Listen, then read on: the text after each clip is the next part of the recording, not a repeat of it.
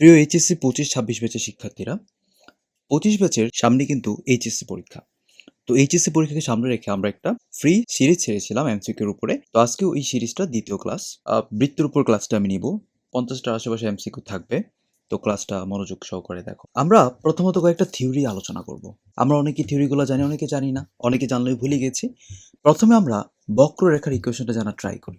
যেমন ax square plus by square plus 2gx plus 2fy plus 2hxy plus c equals to 0। এটা হচ্ছে কি normal বক্ররেখা। বুঝা গেছে? যখন এই স্ট্রাকচার থেকে এক্স স্কোয়ার এবং ওয়াই স্কোয়ারের সহগটা যখন সমান বলবো এবং এখানে কিন্তু এক্স এটা অনুপস্থিত, অর্থাৎ এক্স এর মানটা কত 0, তখন সেটা হয়ে দাঁড়াবে বৃত্ত। আশা করি কথাটা বুঝছো। ওকে, তো বৃত্ত হওয়ার জন্য যে স্ট্রাকচারটা হওয়া দরকার, ধরো দুইটা সহগে আমি বললাম এ কি এক্স স্কোয়ার এবং ওয়াই স্কোয়ারের সহগটা ছিল এ, তাহলে এটা কি হচ্ছে a y square plus 2gx plus 2fy plus c equals to 0। বুঝা গেছে? এইটা হচ্ছে কি বৃত্তের ইকুয়েশন। এখন আদর্শ বৃত্তের ইকুয়েশনটা কিরকম হবে? আদর্শ বৃত্তের ইকুয়েশন হয়ে যাবে x square plus y square plus 2gx plus 2fy plus c equals to 0। এটাকে বলবো হচ্ছে আমরা কি আদর্শ বৃত্তের সমীকরণ। বুঝে গেছে?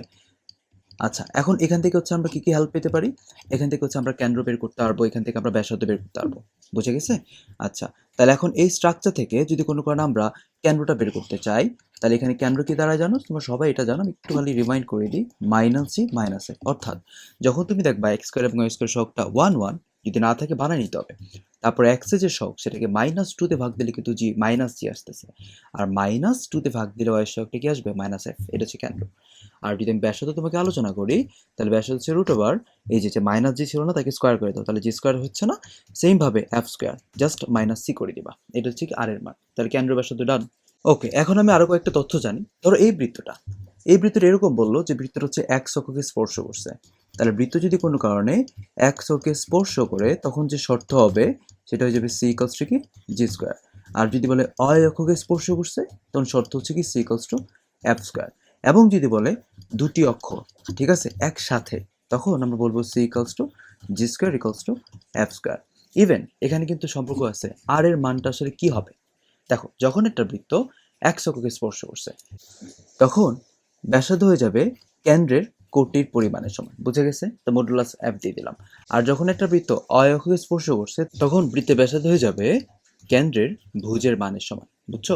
আর যখন দুইটা বৃত্ত, মানে দুইটা অক্ষকে একটা বৃত্ত স্পর্শ করতেছে, তখন যে আর এর মানটা, সেই আর এর মানটা হয়ে যাবে কেন্দ্রের ভুজ অথবা কোটির দুইটা সমান। বুঝছো? আচ্ছা, এখন অনেকে হচ্ছে এগুলো মুখস্থ করার চিন্তায় থাকে। ভাই, এগুলো মুখস্থ করার কিছু নাই।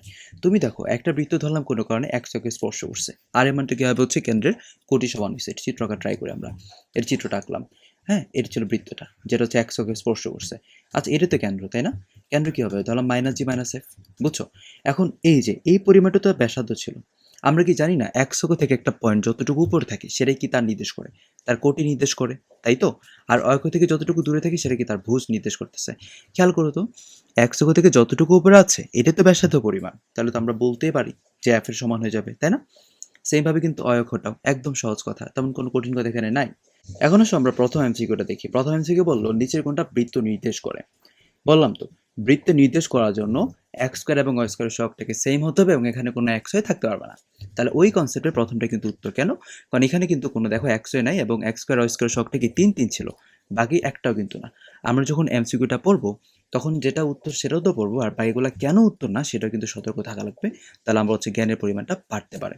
যেমন ইমেটটা দেখতে পারো, সি নাম্বারটা অপশনটা, যেখানে তুমি বলতে পারো যে এক্স স্কোয়ার এবং ওয়াই স্কোয়ার সহগ তো সেম, বাট সেম কি হবে ভাই?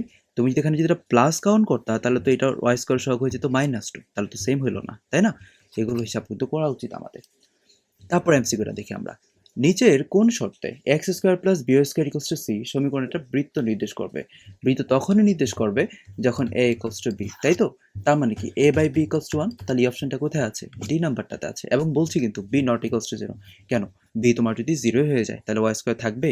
আর বৃত্তের মধ্যে কিন্তু বলা ছিল এক্স স্কোয়ার ওয়াই স্কোয়ার দুইটাই থাকবে এবং তাদের সহগ সেম থাকবে, সেই কারণে সেটা বৃত্ত হইতে পারবে না। আশা করি বুঝছো। এখন বৃন্দবৃত্তের সমীকরণ নিচে কোনটা? দেখো, বৃন্দবৃত্ত যদি হতে চায় তাহলে মনে রাখা লাগবে বৃন্দবৃত্তের যে আর এর মান মানে ব্যাসার্ধ সেটা হয়ে যাবে কি 0। এখন এটা চিন্তা করি আমরা একটা ইকুয়েশন মনে করব। দেখো একটা বৃত্তের কেন্দ্র আগে থেকে দেওয়া আছে, আমরা তো একটু আগে শিখলাম যে একটা সমীকরণ থেকে কীভাবে কেন্দ্রটা বের করতে হয়। ধরলাম কেন্দ্র অলরেডি দিয়ে দিচ্ছে এইচকে, তোমরা জানো অবশ্য, এবং আর এর মানটাও দিয়ে দিছে। কেন্দ্র এবং ব্যাসার্ধ দেওয়া থাকলে ইকুয়েশন কিন্তু তৈরি করা যায়, এবং সেই ইকুয়েশনটা হয়ে যাবে x minus h whole square plus y minus k whole square equals to কি আর স্কোয়ার, যেখানে আর এর মানটা 0 সেটা হচ্ছে কি বিন্দুবৃত্ত। তাহলে আমরা যদি এই ফর্মেটটা চিন্তা করি, বি নাম্বারটা দেখো তো এখানে খেয়াল করে, এটা কি x square plus y square equals to r square ফর্মেটে না? তাহলে এখানে যে 0 বলছে তার মানে কি আর এর মানটা 0, সেটাই বিন্দুবৃত্ত। কে এর কোন মানের জন্য এই সমীকরণটা বৃত্ত হবে? বৃত্ত হওয়ার জন্য কিন্তু বলছিলাম যে এক্স স্কোয়ার এবং ওয়াই স্কোয়ার সবটা কি হতে হবে, সেম হতে হবে, এখানে কোনো এক্স ওয়াই থাকতে পারবে না। তোমরা একটু বড় করে যদি চিন্তা করো, x minus y plus three whole স্কোয়ারটা আমি কিন্তু a plus b plus c whole square চিন্তা করতে পারি, যেটা আমরা পিচ্ছেকালে শিখেছিলাম। তো এটা যদি ভাঙা হবে বিষয়টা কিন্তু এরকম দাঁড়াবে x square plus y square plus 9 minus 2xy, তারপরে কি আসবে মাইনাস 6y, তারপর আসবে হচ্ছে কি প্লাস 6x, প্লাস এখন এটা গুণ করবো আমরা k x y minus k x plus 2y minus 2 equals to 0। বৃত্তর জন্য এক্স স্কোয়ার ওয়াই স্কোয়ার তো থাকবে, জি তাতে সহগ সেম, তার মানে বৃত্ত হইতে পারে। বাট বৃত্তর জন্য কিন্তু আরেকটা ছিল এক্স ওয়াই থাকতে পারবে না, এখন তো এক্স ওয়াই এখানে আছে, তাহলে এই দুটোকে ভ্যানিশ করে দাও। কীভাবে ভ্যানিশ করবো? তাহলে এই দুইটার মান সম্মিলিতভাবে আমরা কি বলতে পারি 0, তাহলে তো ভ্যানিশ হয়ে যাবে। যদি 0 হয়ে যায়, চিন্তা করতো এক্স ওয়াই যদি আমরা কমন নিই তাহলে কি থাকে কে মাইনাস 2 ইকুয়ালস টু 0 না? তার মানে কিন্তু কে এর মান কত পাচ্ছি আমরা 2 পেয়ে যাচ্ছি। ম্যাথ শেষ, বুঝছো? এখন বলতে পারো যে এমসিকিউ করবো আমি, এত সময় কীভাবে নিবে, এত সময় দিবে আমাকে না? ট্রিক্স আছে। ট্রিক্সটা কি দেখো, তুমি একটু যদি ডিপলি চিন্তা করো, এই ফর্মেট থেকে তুমি একটা কিন্তু এক্স ওয়াই টার্ম পাইতেছো, সেটা হচ্ছে কি মাইনাস 2xy, এবং তুমি যদি এই ফর্মেটটাতে চিন্তা করো, এখানে কিন্তু একটা এক্স ওয়াই যুক্ত পদ আছে যেটা হচ্ছে কি কে এক্স ওয়াই, তাহলে এই দুটোকে আলাদা করে 0 ধরে ফেলো, তাই না? এটা তো বৃত্ত হওয়ার জন্য বাধা, এই দুটোকে ভ্যানিশ করে দিই 0 ধরে, ম্যাথ শেষ। এই কাজটা করতে পারো। X square plus y square minus 4x minus 6 একটা বৃত্ত। আচ্ছা, বৃত্তটি কি মূল বিন্দুগামী কিনা? দেখো সরলরেখা যখন আমরা পড়তাম তখন কিন্তু বলতাম y equals to mx plus c এর মধ্যে যদি সিটা না থাকে তখন সেটা মূল বিন্দুগামী সরলরেখা। আচ্ছা, বৃত্তের মধ্যে কিন্তু সেম যে ইকুয়েশনটা ছিল x square plus y square plus 2gx plus 2fy plus c equals to 0, যদি এখানে c না থাকে অর্থাৎ c এর মানটা 0 হয় তাহলে সেটা মূল বিন্দুগামী, জি মূল বিন্দুগামী। এখন একটা কথা বলছে যে কোন অক্ষরে কি পরিমাণ কাটে। আচ্ছা, এই শর্তটা আমি একটু মনে করাই দিই। একটা বৃত্ত যদি এক এককে কাটে, কতটুকু কাটছে ওই পরিমাণটা হচ্ছে কি জানো, 2√g² মাইনাস সি, বুঝছো? তাহলে 100 থেকে 4 একক পরিমাণ কাটছে, চেক করি আমরা। তাহলে 2√g, জি এর মানটা কত কি বললাম, মাইনাস জি পাওয়ার জন্য x শক্তিকে মাইনাস 2 দিয়ে ভাগ দিতে হবে, অর্থাৎ এটা কত হয়ে যাবে 4 হয়ে যাচ্ছে, কারণ 2 স্কোয়ার। দেন সি এর মান এখানে কত ছিল 0, কিছু ছিল না, তাহলে 0 দিয়ে দাও, তাহলে কি থাকলো এটা 2 × 2 অর্থাৎ 4, তার মানে এটাও ঠিক আছে। এখন অক্ষকে 0, -6 বিন্দুতে ছেদ করে। আচ্ছা, অক্ষরে যদি কোনো কারণে ছেদ করে আমরা কি জানি x এর মানটা 0, তাহলে x এর মানটা 0 বসাই দাও তো। তাহলে দেখো y square minus 6y equals to কিন্তু 0 হয়ে যাচ্ছে, অর্থাৎ y যদি আমরা কমন নিই তাহলে কিন্তু এখানে y মাইনাস 6 থাকতেছে, তাহলে কিন্তু y এর মানটা কত 6, তাহলে ওই বিন্দু হচ্ছে 0,6 নট 0,-6, তাহলে এটা হবে না। তাহলে আলটিমেটলি আমরা উত্তর পেয়ে যাচ্ছি 1 ও 2। এখন দেখি আমরা x square plus y square equals to 100 একটা বৃত্ত, এই বৃত্তের কেন্দ্র কি 0 0? জি, কেমনে? দেখো এই ফর্মেট হচ্ছে এটা, বললাম না যে কেন্দ্র দেওয়া থাকলে এবং ব্যাসার্ধ দেওয়া থাকলে এটা হয় যে x minus h whole square plus y minus k whole square equals to r square, এই ফর্মেটে যেখানে এইচ কমা কে এর মান কি ছিল 0 এবং আর এর মান কত ছিল 10, বসায় দেখো এটা কিন্তু নির্দেশ করবে, তার মানে ঠিক আছে। আর মাত্র তো বললাম আর এর মানটা 10, কেন? কারণ 10 স্কোয়ার বলতে তো 100 বুঝি, তাহলে এটাও ঠিক আছে। এখন x স্কোয়ার খণ্ডিতাংশ, তাহলে বের করো 2√g² মাইনাস সি। আচ্ছা, এখন জি স্কোয়ার এখানে 0, কারণ এখানে তুমি কেন্দ্র পাচ্ছ 0, বুঝতে তো 0 আসতেছে, তাহলে 2√g²। আচ্ছা, এখন বলতে পারো সি এর মানটা আসলে কত? সি তো ধ্রুবক ছিল, তাই না? কোন ক্ষেত্রে ধ্রুবক ছিল? এটা তো ফর্মেট এইভাবে ছিল x square plus y square plus 2gx plus 2fy plus c equals to 0, তাই না? তো এই সি ধ্রুবকটি কিন্তু বাম পাশে ছিল, তুমি বাম পাশে আনো তাহলে তো -100 হয়ে যাচ্ছে, তার মানে সি এর মান কিন্তু -100, তাহলে মাইনাসের কারণে সেটা কি হয়ে যাবে প্লাস হয়ে যাবে। আর এখানে তো জি স্কোয়ার থাকবে না, কারণ এখানে ভুজের মান তো 0 কেন্দ্রের, তাই না? তাহলে উত্তর কত? এখানে 10 পাচ্ছি, আর 2 গুণ করলে কত থাকবে 20, তাহলে উত্তর কোনটা 1 2 3। এখন দেখো r equals to 2a cos theta, বৃত্তের কেন্দ্রগত ব্যাসার্ধগত এককের পরিমাণটা কত? এবারটা কিভাবে করা যায়? প্রথম কথা হচ্ছে ভাই দেখো, তুমি যদি এটা r দ্বারা গুণ করে ফেলো দুই পাশে, তাহলে কিন্তু আমরা পাচ্ছি r square equals two 2ar cos theta. এখন কেন করলাম? কারণ r cos থিটা পেয়ে যাচ্ছি, r cos থিটা বলতে তো আমরা x বুঝি, আর r স্কয়ার বলতে তো আমরা x square plus y square বুঝি, তাই না? তাহলে কিন্তু আমরা 2ax পেয়ে যাচ্ছি, যার কেন্দ্র হচ্ছে -2 তে ভাগ দাও, তাহলে কি থাকে a, 0, যেহেতু y নাই। আচ্ছা, এখন যদি আমরা ব্যাসার্ধ চিন্তা করি তাহলে ব্যাসার্ধ হয়ে যাবে শুধুমাত্র এ। বুঝছো কেমনে করলাম? ওই যে রুট ওভার জি স্কোয়ার, জি এর মানটা কত বলো তো? এ স্কোয়ার হয়ে যাবে না জি স্কোয়ার চিন্তা করলে? এ স্কোয়ার তো নাই, ওইটাও তো নাই, তো এই কারণে আমি ডাইরেক্ট বলা ট্রাই করছিলাম এ। ওকে, তাহলে ব্যাসার্ধ কি কোনোদিন 2a হবে না? আচ্ছা, এটা হলো না, আমি কেন্দ্র কিন্তু পেয়ে গেছি। এখন টেকনিক দেখো, টেকনিকটা কি? যেহেতু এখানে কোনো সিঙ্গেল অপশন নাই, আবার 2 নাম্বার যেতে হবে না, তাহলে উত্তর কত? 1 ও 3, তাই না? আমি 3 নাম্বারটা চেক করলাম না। এখন তোমার মনে হচ্ছে না আমি 3 নাম্বারটা চেক করব, করো, তুমি করে দেখবা। এত এত বিন্দু দ্বয় গামী এবং একসখের উপর কেন্দ্রবিষ্ট বৃত্তের ব্যাসার্ধ আসলে কত হবে? আচ্ছা, এখন একসখের উপর কেন্দ্র বলতেছে, তাই না? তাহলে একসখের উপর যদি কেন্দ্র হয়ে যায় তাহলে আমরা কিন্তু বলতে পারতেছি কেন্দ্র কি মাইনাস জি মাইনাস এফ। তাহলে একসখের উপর হলে আমরা শুধুমাত্র মাইনাস জির অস্তিত্ব জানি, এফ এর অস্তিত্ব আমি বলতে পারবো না, নাই আসলে। তাহলে ইকুয়েশন কি দাঁড়াচ্ছে? X square plus y square plus 2gx plus c equals to 0। যেহেতু এফ নাই, কারণ এখানে একসখের উপর বলতেছে, তাই তো কোটি তো থাকবে না, তাহলে জাস্ট এখানে 2f বলতে কিছু থাকবে না। এখানে আমার জাস্ট দুইটা জিনিস বের করতে হবে, জি এবং সি, তাই তো? এফ তো লাগবে না, আর একসাথে থাকবে জি এবং সি। যে তোমার যদি দুইটা অজানা চলক, দুইটা ইকুয়েশন তৈরি করতে হবে। একবার আমরা 1,0 দিয়ে একটা ইকুয়েশন তৈরি করবো, একবার 0,2 দিয়ে একটা ইকুয়েশন তৈরি করবো। তুমি যদি 1,0 বসায় দাও তাহলে কিন্তু আসতেছে 1 plus 2g plus c equals to 0। তুমি যদি কোনো কারণে 0,2 বসায় তো এখানে, যেহেতু এটাও বিন্দুগামী বৃত্তের, তাহলে আমরা কি পাচ্ছি? 4 প্লাস সি ইকুয়ালস টু কিন্তু 0। তাহলে সি এর মানটা কত বলো তো? সি এর মান পেয়ে যাচ্ছি আমরা -4। আচ্ছা, সি এর মান যদি এখানে -4 বসায় দাও তাহলে কিন্তু আমরা জি এর মানটা পেয়ে যাচ্ছি 3/। এখন আর এর মানটা চাইছে, তাহলে আর মানে কি বলো তো? আর মানে হচ্ছে রুট ওভার জি স্কোয়ার, তাহলে কি 9/4 প্লাস এফ স্কোয়ার, এফ তো নাই, দেন মাইনাস সি, তাহলে +4 দিয়ে দাও। তাহলে যদি আমরা লসাগু নিই এখানে 4, তাহলে 9 আর 16 থাকতেছে, 9 আর 16 মিলে 25, তার কত পাচ্ছি? তাহলে পাচ্ছি আমরা 5/2। এখন আমরা দেখবো এই বৃত্তের কেন্দ্রস্থানাঙ্ক কত। একটা কথা বলছিলাম, তুমি যদি আদর্শ নিতে চাও আর কিন্তু আমার এক্স স্কোয়ার এবং ওয়াই স্কোয়ার শুধুমাত্র রাখতে হবে, মানে কি শখটাকে এক বানাইতে হবে। 3 ভাগ দিতে আমরা 3 ভাগ দিলে x square plus y square minus 2x minus 2y plus 4/3 equals to 0 পেয়ে যাচ্ছে। এখন তুমি কিন্তু কেন্দ্র ইজিলি বের করতে পারবা। কেন্দ্র কি ছিল? মাইনাস জি মাইনাস এফ। আচ্ছা, মাইনাস জি জানি কি ছিল? এক্স এর শখটাকে -2 দিয়ে ভাগ দিতে হবে, তাহলে 1, এটা 1 হয়ে যাবে। উত্তর কত? সি নাম্বারটা। বুঝা গেছে? আচ্ছা, এই বৃত্তে কেন্দ্রস্থানাঙ্ক কত? এই ফর্মেটটা দেখেই যারা বুদ্ধিমান তারা বলবে এটা হচ্ছে এই ফর্মেটে x minus g whole square plus y minus whole square equals to কি আর স্কোয়ার, এই ফর্মেটে দেওয়া আছে। তাহলে এই ক্ষেত্রে আমরা কিন্তু বলতে পারতেছি কেন্দ্র কত হয়ে যাবে? 2, -1।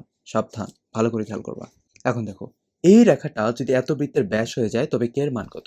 আচ্ছা, ব্যাস জিনিসটা কি বলতো? ব্যাস হচ্ছে কেন্দ্রগামী যান, তাই তো? তার মানে কি ব্যাসের উপর কেন্দ্র অবস্থান করতেছে, এবং তুমি ইজিলি এখান থেকে কেন্দ্রটা বের করতে পারো, যার মান হচ্ছে 6,0। তাহলে এটা যেহেতু তোমার ব্যাসের উপর অবস্থান করতেছে, আমরা জানি একটা বিন্দু কোনো একটা রেখা অথবা বক্ররেখার উপর অবস্থান করলে ওই বিন্দু দ্বারা ইকুয়েশনটা কি হয়ে যাবে? সিদ্ধ হয়ে যাবে। সিদ্ধ করাই দাও, তাহলে কি পাচ্ছি আমরা? 12 প্লাস কে ইকুয়ালস টু কি 0। তাহলে কে এর মানটা কত? -12 হয়ে যাবে। এই সমীকরণ বিশিষ্ট বৃত্তের ক্ষেত্রফল কত বর্গ একক? তাহলে জাস্ট আর এর মানটা বের করতে হবে। আর মানে কি ছিল? Root over g square plus f square minus c. আশা করি জি এবং এফ এর মানগুলো বের করতে পারো। আমি ডাইরেক্ট করে ফেলি। তো এখানে 36 চলে আসবে, এখানে চলে আসবে কত? 4, আর এখানে সি এর মান কি ছিল? আচ্ছা, এইটা হয়ে গেল। তাহলে তুমি যদি হিসাব করো ভালোভাবে, এখানে কি থাকতেছে? 5 থাকতেছে। 5 আর 4 কত? 9। √9 মানে কি? 3। তাহলে আর এর মান হচ্ছে 3। আমরা কি জানি? পাই আর স্কোয়ার, অর্থাৎ 9 পাই হয়ে যাবে। আশা করি বুঝছো। এই বৃত্তের অয়ক্ষের উপর খণ্ডিত অংশের দৈর্ঘ্য কত? তাহলে অয়ক্ষের খণ্ডিত অংশের সূত্রটা কি ছিল?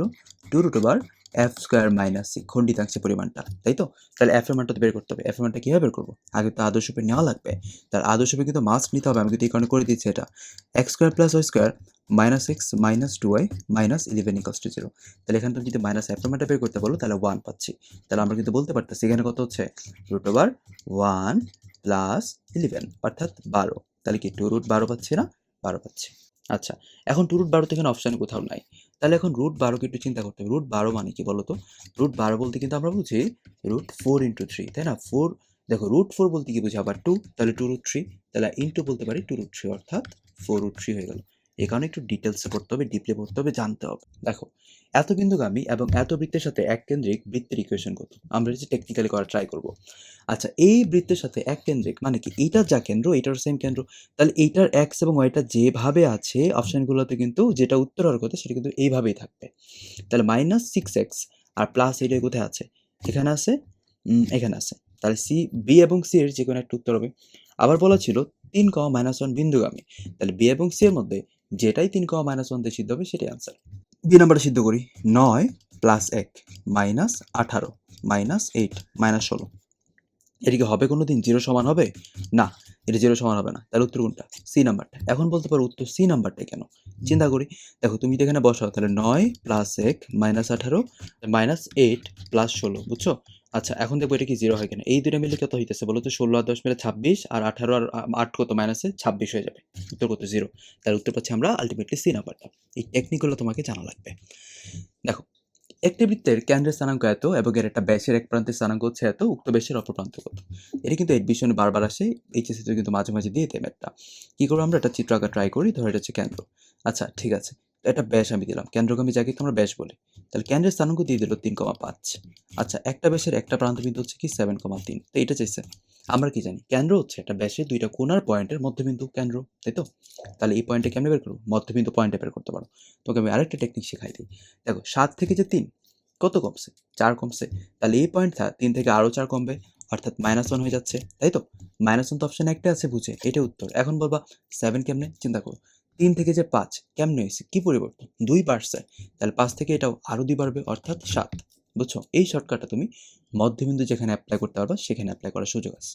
এত কেন্দ্র বিশিষ্ট একটা বৃত্ত যদি এক চককে স্পর্শ করে, বৃত্তের ব্যাস কত? তোমাকে বলছিলাম একটা বৃত্ত যদি কোনো কারণে এক চক্করে স্পর্শ করছে, তো ব্যাসার্ধ হচ্ছে কি ওই কেন্দ্রের কোটির পরিমাণের সমান। তাহলে ব্যাসার্ধ কত হয়ে যাবে? 1। আর ব্যাস কত হয়ে যাবে? 2। নেগেটিভগুলো কোনোদিনই হবে না, কারণ নেগেটিভগুলো হওয়ার কারণে সুযোগ নেই, কারণ ব্যাস হচ্ছে একটা দৈর্ঘ্য, নেগেটিভ হইতে পারে না দৈর্ঘ্য কোনোদিন। বুঝছো? আচ্ছা এত কেন্দ্র বিশিষ্ট একটা বৃত্ত যদি এক চৌকে স্পর্শ করে, তো বৃত্তের সমীকরণটা কত? কেন্দ্র দেওয়া আছে এবং যদি বলে এক চৌকে স্পর্শ করছে, আমরা কি জানি সি ইকুয়ালস টু কি জি স্কয়ার না? তাহলে কিন্তু আমরা বলতে পারি সি এর মানটা কত হয়ে যাবে? সি এর মান হয়ে যাবে 4। তাহলে আমরা কিন্তু বলতে পারতেছি x square plus y square plus 2gx। তাহলে এখন মাইনাস জি এর মান যদি কোনো কারণে 2 হয়ে যায়, তাহলে জি এর মান কত? -2। এটা তো কমন সেন্স। আর এফ এর মানটা কত হয়ে যাবে বলো তো? -3। তাহলে কি বলতে পারতেছি আমরা? -4x -6y plus 4 equals to 0। এটা ছিল কি অ্যাকচুয়াল আনসার। বুঝছো? সাবধান হতে হবে এই কারণে। ওকে। এত কেন্দ্র বিশিষ্ট অয়ক্ষকে স্পর্শ করতেছে বৃত্তের ইকুয়েশন কোডটা। হুবহু সেম প্রসিডিউরে তুমি করবা। কি করবা? এখানে তুমি বলো আমাকে যে জি এর মানটা কত? -3। এফ এর মানটা কত বলো তো? -5। আর যেহেতু অয়ক্ষকে স্পর্শ করছে, আমরা কিন্তু জানি সি ইকুয়ালস টু কি এফ স্কয়ার, অর্থাৎ 25। বুঝা গেছে? ওকে। তাহলে সি এর মানটা 25 কোথায় আছে? একটা অপশনে কিন্তু 25 আছে। এবং দেখো এটার কেন্দ্র কিন্তু 3,5। কিছুই করা লাগতেছে না, ডাইরেক্ট অপশন টেস্ট করে আমরা করে ফেললাম। ওকে। পরের ম্যাটটা দেখি আমরা। যদি দুইটা অক্ষকে স্পর্শ করে, তাহলে কে এবং সি এর মানটা চাইছে। চিন্তা করি আমরা। দুইটাকে স্পর্শ করলে আমরা জানি c equals to f square equals to g square, তোমাকে পড়িয়েছি আগে। বুঝছো? তো এখন বলো আমি এখানে জি এর মানটা কিন্তু পেয়ে যাচ্ছি। বলো তো জি এর মানটা কত? 4, তাই তো? আচ্ছা তাহলে সি এর মান কিন্তু আমরা পেয়ে যাচ্ছি 16। 16 ইকুয়ালস টু কিন্তু বলতে পারতেছি আমরা এফ স্কয়ার, তাই না? এখন আপনাকে আবার বলো এই যে এফ এর যে মানটা, তাহলে এফ এর মানটা কত? 2 তে ভাগ দিয়ে দাও, তাই না? ওয়াই এর শতকরাকে তাহলে কি থাকে? কে। তা আমরা কিন্তু বলতে পারতেছি কে স্কয়ার। তাহলে আলটিমেটলি কে স্কয়ার ইকুয়ালস টু কত? 16। তাহলে কে এর মান কি আসবে? +-4। তাহলে সি এর মান পাচ্ছি 16, কে এর মান কি পাচ্ছি? +-4 পেয়ে যাচ্ছি, অর্থাৎ সি নাম্বারটা উত্তর হয়ে যাবে। এখন এই বৃত্ত যদি এক চোখে স্পর্শ করে, তো সি এর মানটা কত? এক চোখে স্পর্শ করলে আমরা কি জানি? C equals to g square হয়ে যায় না? তাহলে c equals to g square বলতে কি বুঝি আমরা? 1ই হয়ে যাচ্ছে। কারণ এখানে জি এর মানটা কত? 1। 1 স্কয়ার বলতে 1 বুঝি। এখন এই বৃত্ত যদি অয়ক্ষকে স্পর্শ করে, আমরা কিন্তু ডাইরেক্ট বলতে পারি সি ইকুয়ালস টু কি? F square. দেখো এই ম্যাথটা যে এত বৃত্তের একটা স্পর্শক নিচে কোনটা হবে? চিন্তা করো। সি হচ্ছে কত? 4। আচ্ছা এখন তুমি যদি এফ এর মানটা বের করার ট্রাই করো। এফ এর মানটা কত? এফ এর মান হচ্ছে -2। তুমি যদি এটাকে স্কয়ার করো এফ স্কয়ার, তাহলে তো 4 হয়ে যাচ্ছে, অর্থাৎ সি ইকুয়ালস টু এফ স্কয়ারের সমান। তার মানে কি? অয়ক্ষ। এখন চিন্তা করতে হবে অয়ক্ষের ইকুয়েশনটা কি? অয়ক্ষ বলতে আমরা বুঝি এক্স ইকুয়ালস টু 0, যেটা আমি লাস্ট লেকচারে পড়েছি সরলরেখা চ্যাপ্টারে। আশা করি বুঝছো। তাহলে উত্তর কোনটা? 1 নাম্বারটা। দেখো এত রেখাটা যদি এত বৃত্তের স্পর্শক হয়, তবে নিচে কোনটা আসলে শর্ত হবে? আমরা কিন্তু এটা ভালো করে মনে রাখা ট্রাই করব। y equals to mx plus জেডটা সরলরেখার ইকুয়েশন এবং x square plus y square equals to কি r স্কয়ার, একটা হচ্ছে বৃত্ত। এই বৃত্তই কিন্তু হইতে হবে এই স্ট্রাকচারে।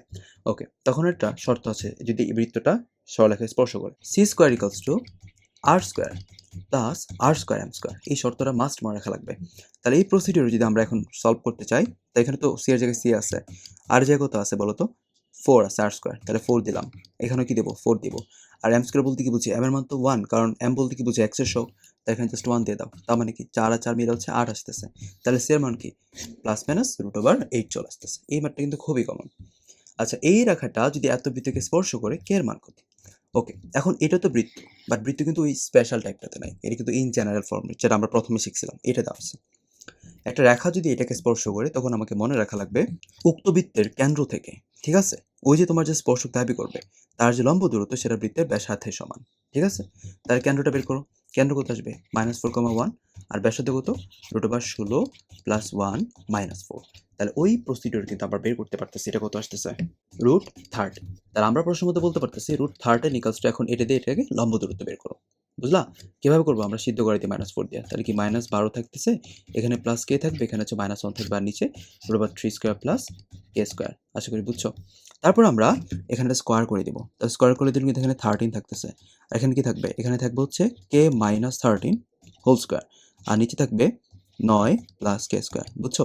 তারপর তুমি জাস্ট ভাঙবা, সলভ করবে ক্যালকুলেটরে, ম্যাথ শেষ হয়ে যাবে। আশা করি পারো এটা। এত কেন্দ্রবিষ্ট এবং এত সরলরেখাকে স্পর্শ করে এরকম বৃত্তের সমীকরণ কোনটা? প্রথম অপশন টেস্টে হবে আমার কেন্দ্রটা চেক করা। কেন্দ্র কত 4,3। তাহলে এটা কেন্দ্র কি 4,3? না। এটা কেন্দ্র 4,3? না। তাই কেন্দ্র কোনটা 4,3 হতে পারে? হয় বি না হলে ডি। বুঝছো? এখন চেক করতে হবে ধ্রুবকটা। ধ্রুবকটা তাহলে কি চেক করতে পারি আমরা? যদি এটা কেন্দ্র হয় এবং যদি এটা বলতেছে স্পর্শক দাবি করতেছে, তাহলে আমরা কি জানি কেন্দ্র থেকে স্পর্শকের লম্ব দূরত্ব ব্যাসার্ধের সমান হয়ে যাবে। তো বের করে ফেলি লম্ব দূরত্বটা। অর্থাৎ r = দেখো সিদ্ধ করা আগে। তাহলে 20 থাকতেছে, এখানে কত থাকবে 36, এখানে হচ্ছে +3। আর যদি √5² + 12² করো তাহলে কিন্তু 13ই থাকে। এটা কিন্তু আমরা জানি। তো এখন আমরা চিন্তা করবো এটা। দেখো তো 20 আর এখানে 36 তাহলে কি -16 -16 + 3 তাহলে কত থাকে 13ই থাকতেছে। তার আলটিমেটলি কিন্তু r এর মানটা হচ্ছে 1। চিন্তা করতে হবে এইটা 1 নাকি এটা 1 ব্যাসার্ধ। ব্যাসার্ধ মানে কি বলতো ইন জেনারেল প্রথমটা কি শিখছিলাম g²। তাহলে 16 + 9 তাই তো? এটা তো নিজে হচ্ছে 25 হয়ে যাচ্ছে। তার মানে কিন্তু আলটিমেটলি -24 দিতে হবে। তাহলে কি -c, তাহলে c এর মান কত 24, এখানে c এর মানটা 24 আছে। তাহলে আলটিমেটলি এটা হচ্ছে আনসার। আশা করি বুঝছো। দেখো এই রেখাটা যদি এত বিকৃতকে স্পর্শ করে তো কেন্দ্রের পরিমাণটা আসলে কি হবে? তো কেন্দ্রের পরিমাণ তো আমরা এখান থেকে বের করতে পারতেছি, এটা কিন্তু ইকুয়াল সাইন হবে। কেন্দ্রের পরিমাণটাকে এখান থেকে বের করলে কিন্তু আমরা পাচ্ছি 2,0 জি মিলে গেছে। এখন ব্যাসার্ধ চাইছে। ব্যাসার্ধ মানে কি √g² + f² - c। তাহলে জি এর মানটা তুমি মাত্র বললা হচ্ছে 2, তাই তো? তাহলে স্কোয়ার করে দিলে কি আসে 4। তো আলটিমেটলি 4 কে রুট করলে 2 আসে। তাহলে এটা কোনোদিন হবে না। এখানে কোনো সিঙ্গেল অপশন নাই। তাহলে উত্তর কোনটা? 1 ও 3। বুঝলা? এখন বলতে পারো আচ্ছা আপনি কিভাবে বললেন যে এর মানটা হচ্ছে 18 অথবা -2? ওই যে আমরা কি জানি? আমরা জানি কেন্দ্র থেকে এটা লম্ব দূরত্ব কি ব্যাসার্ধের সমান। ব্যাসার্ধ না 2 বের করলাম, তাহলে এটা তো লম্ব দূরত্ব হয়ে যাবে যদি এটাকে আসলে স্পর্শ করে। তারা তো বলেই দিচ্ছে স্পর্শ করতেছে। তাহলে লম্ব দূরত্ব বের করো। কেন্দ্র কি ছিল 2,0 সিদ্ধ করাও। তাহলে কি থাকবে এটা 8 মাইনাসে এটা কিন্তু এই পাশে আনলে কিন্তু আমার আদর্শ সরলরেখার ইকুয়েশন নিতে হবে। তারপর কিন্তু হিসাব করতে হবে। তাই না? আচ্ছা। আর নিচে কি থাকবে? নিচে থাকবে √4² + 3² যার মান হচ্ছে কি 5। তাহলে আমরা বলতে পারতেছি মডুলাস 8 - a = কত বলতো 10। আর মডুলাস যদি আমরা উঠায় দেই তাহলে কিন্তু +-10 সাইনটা আনতে হবে। বুঝছো? আচ্ছা। এখন তুমি যদি +10 নিয়ে কাজ করো তাহলে কিন্তু উত্তর হয়ে যাবে -2। আর যদি -10 নিয়ে কাজ করো তাহলে কিন্তু আমরা 18 পেয়ে যাচ্ছি। বুঝে গেছে? ওকে। এখন দেখো একটি বৃত্ত এত সরলরেখাকে স্পর্শ করলে বৃত্তের সমীকরণ আসলে নিচে কোনটা হবে? আচ্ছা আমরা একটু সরলরেখাগুলো আঁকা ট্রাই করি। x = 0 বলতে আসলে কোনটা বোঝায়? অয়ক্ষ। y = 0 বলতে কি বুঝি? x অক্ষ। x = a বলতে কি বুঝি? এইটা। x করে a পরিমাণ কেটে চলে যাবে। এবং y = a বলতে বুঝি আমরা এইটা। কারণ এই চারটাকে স্পর্শ করা বলতে কিন্তু একটা কথা তারা ইনডাইরেক্টলি বলে দিচ্ছে, সেটা কি দুইটা অক্ষকে স্পর্শ করতেছে। এখন দুইটা অক্ষ স্পর্শ করলে আমরা কিন্তু জানি কেন্দ্রের যে পরিমাণটা সেটা কি হয়ে যাবে? ব্যাসার্ধের সমান হয়ে যাবে। মানে ভুজ করি ব্যাসার্ধের সমান। এটা কিন্তু আমরা আগে আলোচনা করছি। এখন এই সবটা যদি a হয়ে যায়, বুঝছো? এটা তো ব্যাস। তার মানে কি a/2 হয়েছে ব্যাসার্ধ। এটা কিন্তু বোঝা যায়। তাহলে কেন্দ্র কত? কেন্দ্র হয়ে যাবে a/2, a/2, তাই না? তুমি কেন্দ্রও জানো ব্যাসার্ধ জানো, ইকুয়েশন কি হয়ে যাবে? x - a/2 whole square plus y - a/2 whole square equals to কি আসবে? a/2 whole square. Just solve করতে হবে, আর কোনো কাজ নেই। এত বিন্দু হতে এত বৃত্তের স্পর্শকের দৈর্ঘ্য। আচ্ছা একটা বিন্দু থেকে একটা বৃত্তের যদি স্পর্শকের দৈর্ঘ্য বের করতে চাও, দুইটা কাজ করতে হবে। প্রথম কথা কি এটাকে আদর্শ ভাগে নিতে হবে। নাও x² + y² + 5/2x + y/2 - 15/2 = 0। তারপরে 7,2 দিয়ে এটাকে সিদ্ধ করাও। তুমি যদি সিদ্ধ করাও আমরা এখানে কি পাচ্ছি? আমরা এখানে পাচ্ছি 49 + 4 + 5 × 7/2 + 2/2 - 15/2। ওকে? কিছু একটা আসবে। সিদ্ধ করার পর কিন্তু আমি আর 0 সাইন দিচ্ছি না। একটা কি পরিমাণ আসবে না? যে পরিমাণটা আসবে সেটাকে জাস্ট তুমি রুট করে দিবা। আর কোনো কাজ নাই। এটা হয়ে যাবে আনসার। বুঝে গেছে? এখন আমরা দেখব এই বৃত্তের এত বিন্দুতে স্পর্শকের সমীকরণ। ওকে। দেখো একটা পয়েন্ট থেকে আমরা দৈর্ঘ্য বের করা শিখলাম। এখন সমীকরণটা শিখব। যেখানে তুমি x² টার্মটা পাবা বা y² টার্মটা পাবা, এখানে তোমাকে বুঝতে হবে কয়টা x আছে? 2টা x। কিভাবে আছে? গুণ আকারে, তাই না? এক্স ইন্টু এক্স অথবা ওয়াই ইন্টু ওয়াই, বলা যায় কি না? বলা যায়। আর যেখানে তুমি পাওয়ারটা এক পাচ্ছ, মানে কি এক্সের পাওয়ার বা ওয়াইয়ের পাওয়ার হচ্ছে এক, সেখানে তো আর দুইটা এক্স তুমি আনতে পারবে না, সেটা আনা সম্ভব। ধরো এক্সকে তুমি দুইটা এক্সে কীভাবে কনভার্ট করতে পারো? Half into two x. তুমি বলবে এখানে দুইটা এক্স কোথায় আছে? এই যে হাফ নেওয়ার পর টু এক্স, মানে কি এক্স প্লাস এক্স যোগ আকারে বলতে পারতেছি, এই কথাটা বোঝা লাগবে। ওয়াইটাও সেমভাবে আনতে পারবো। তাহলে এখান থেকে যদি আমি চিন্তা করি x1, y1 বিন্দুতে স্পর্শকের ইকুয়েশন যদি সেটা x1, y1 হইতো, তাহলে কিন্তু বলতাম x ইন্টু x1, বুঝছো? y into y1। এখানে আরেকটা কাজ করলাম কি, যেখানে তুমি দুইটা x পাচ্ছ, সেখানে আমরা একটা এক্সকে এক্স রেখে দিলাম, আরেকটাকে ওই বিন্দুর ভুজ মানে কি x1 দ্বারা প্রতিস্থাপন করলাম। যেখানে দুইটা y আছে, সেখানে একটা y কে y রাখলাম, আরেকটাকে y1 অর্থাৎ বিন্দুর কোটি দ্বারা প্রতিস্থাপন করলাম। তাহলে x into x1 plus y into y1 হয়ে গেল। দেন মাইনাস 3x ছিল। তিনটা এক্স তো চিন্তা করতে পারবো না, দুইটা এক্স, তাহলে কি 3/2 করবো। আর এখানে হচ্ছে এক্স ইন্টু আবার x1 দিয়ে দিব, এক্স প্লাস x1 দিয়ে দিলাম, প্লাস 10y। তাহলে কি করা যায়? 10/2 আনো, দেন y প্লাস y1 আনো, একই তো কথা। -15 = 0 হয়ে গেল, বুঝছো? এখন এখানে কি বললাম যে x1 হচ্ছে 4 আর y1 তো -11, বসায় দাও। তাহলে কি পাচ্ছি আমরা? 4x -11y minus 3/2 x plus 4, বুঝছো? আর এখানে কি আসবে? 5 ইন্টু y -11 -15 = 0। জাস্ট এটা সলভ করতে হবে, সলভ করলে ম্যাথ হয়ে যাবে। আশা করি বুঝছো। এখন দুটি বৃত্ত যদি পরস্পরকে বহিস্থভাবে স্পর্শ করে, তাহলে তাদের সাধারণ স্পর্শ কয়টা? বহিস্থ বলতে কি বুঝি আমরা? বাইরে স্পর্শ করছে। তো সাধারণ স্পর্শ হয়েছে একটা, দুইটা, আর হচ্ছে কি তিনটা, মানে কি দুইটা বৃত্তকে স্পর্শ করে যে রেখাগুলো চলে যাবে সেগুলোকে আমরা বলবো হচ্ছে সাধারণ স্পর্শক। আর অন্তস্থভাবে যদি স্পর্শ করে তখন মানে কি আসবে বলতো?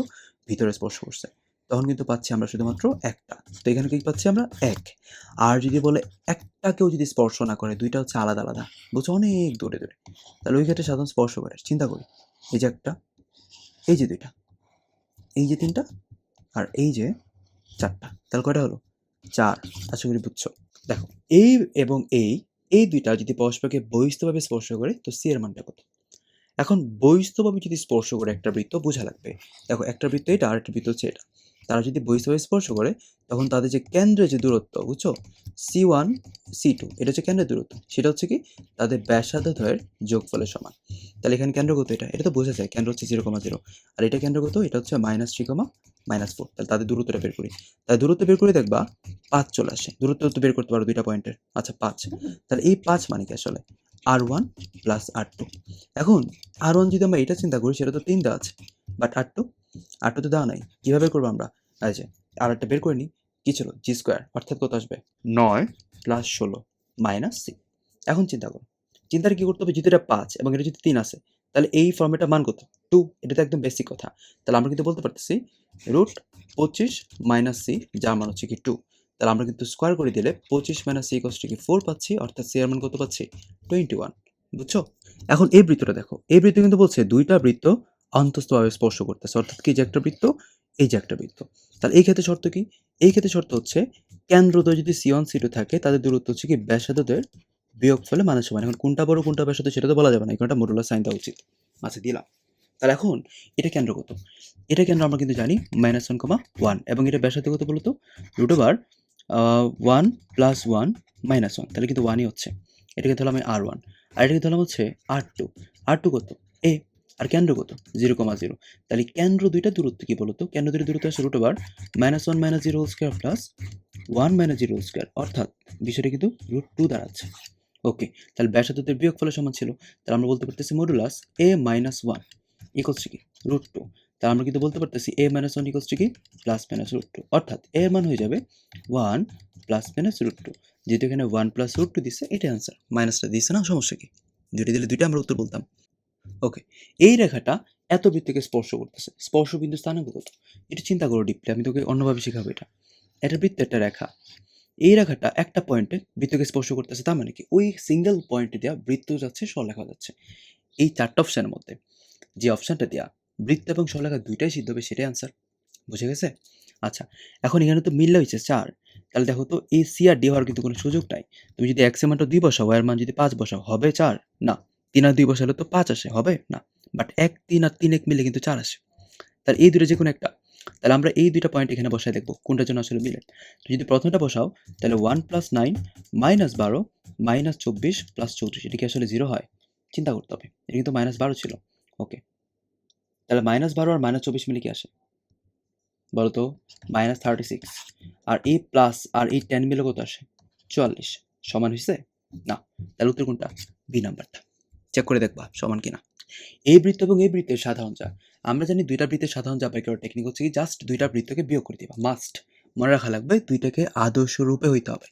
আচ্ছা, তা তুমি যদি এখন বিয়োগ করে দাও তাহলে কি পাচ্ছি? এটা তো ভ্যানিশ। তাহলে কি থাকবে? -4x + 5x অর্থাৎ x, দেন +6y -2 অর্থাৎ -2y, তারপরে 36 মাইনাস এটা কি প্লাস হয়ে যাবে। তাহলে কি হয়ে যাবে? তাহলে আমরা পেয়ে যাচ্ছি হচ্ছে +7 = কি 0। এটা হচ্ছে কি সাধারণ যা। বুঝছো? আচ্ছা, এখন কোন বৃত্তে সমান্তরাল ২ টা স্পর্শকের সমীকরণ হচ্ছে এত এত, বৃত্তের ব্যাসার্ধ কত? আচ্ছা, সমান্তরাল স্পর্শক বলতে কি বুঝছে? এই যে এটা। বুঝছো? এখন তাদের যে ডিসটেন্সটা যদি দূরত্ব বের করতে পারি, এটা তো ব্যাস হয়ে যাবে। তাহলে ব্যাসার্ধ চাইছে, তাহলে ব্যাসের অর্ধেক। এখন দূরত্ব কেমনে বের করব? তুমি আগে এটাকে ৩ দ্বারা গুণ দিয়ে দাও। ৩ দ্বারা গুণ করলে 6x মাইনাস 12y মাইনাস ৩ নং কত? 87 = 0 পাচ্ছি। আর এটা দেওয়া ছিল 6x মাইনাস 12y প্লাস 7 = 0। এখন দুইটা সমান্তরাল রেখার মধ্যবর্তী দূরত্বের সূত্র দিয়ে করে ফেলবা। কি আসবে? ধ্রুবকদের বিয়োগফল অর্থাৎ -27 -7। বুঝছো? আর নিচে কি আসবে? √6² প্লাস 12²। তার মানে কি থাকে এটা?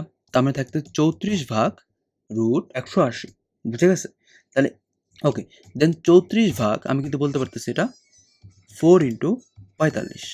তাহলে কি থাকে? 34 ভাগ 2√45। এখন 45 মানে কি?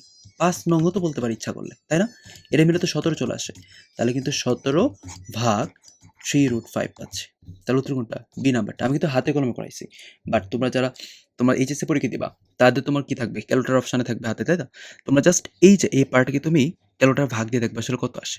তারপর তোমরা দেখবা এই 4টা অপশনের মধ্যে কোনটার মান এই মানের সমানটা আসছে। সেটাই আনসার হয়ে যাবে। আশা করি কথাটা বুঝছো। এখন পোলার স্থানাঙ্কে এতটা বৃত্ত দেওয়া আছে, বৃত্তের ব্যাসার্ধ চাইছে। আমরা r² বলতে কি বুঝি? x² + y² এবং এই যে r sin থিটা সেটা মানে কি y। তাহলে কি -2y পাচ্ছি, এটা -3 = 0। বৃত্তের ব্যাসার্ধ কত চাইছে? r মানে কি? √g² + f² - c না? ওকে। তো এখানে g² তো নাই, x নাই তো। তাহলে কি 0 আসবে। এখন f² বলতে কি বুঝবো আমরা? 1। আর c এর মান কত ছিল? -3। তাহলে কিন্তু +3 অর্থাৎ 2 চলে আসতেছে। বুঝছো? আচ্ছা, এখন বলছে এই বৃত্তের কেন্দ্র কত হবে? ওকে, এটা আরো সোজা। কেমনে? r² বলতে তো বুঝি আমরা সরলরেখা চ্যাপ্টারে পড়ে আসছে এটা। আর এটা বলতে কি বুঝি? 2x, এটা বলতে বুঝি হচ্ছে 4y = 0। তাহলে কেন্দ্র কত? -1, -2। এখন এই বৃত্ত সমীকরণ পোলার স্থানাঙ্কের মাধ্যমে প্রকাশ করা নিচে কোনটা দাঁড়াবে? একদম সোজা ভাই। কারণ x² + y² বলতে বুঝি r² এবং y এর মান কি বুঝি আমরা? r sin theta. তুমি যদি সমান চিহ্নের দুই পাশে নাও তাহলে কিন্তু কাটাকাটি করে আমরা বলতে পারি r = কি? b sin theta. ম্যাথ শেষ। তো এই ম্যাথগুলো ভালো করে সলভ করো। ভালো লাগলে বন্ধুদের সাথে শেয়ার করো, পেজটা ফলো রেখো। সামনে কিন্তু কণিকের উপর ক্লাস আসবে, কাল বা পরশু। ক্লাসটা মনোযোগ দিয়ে করবা।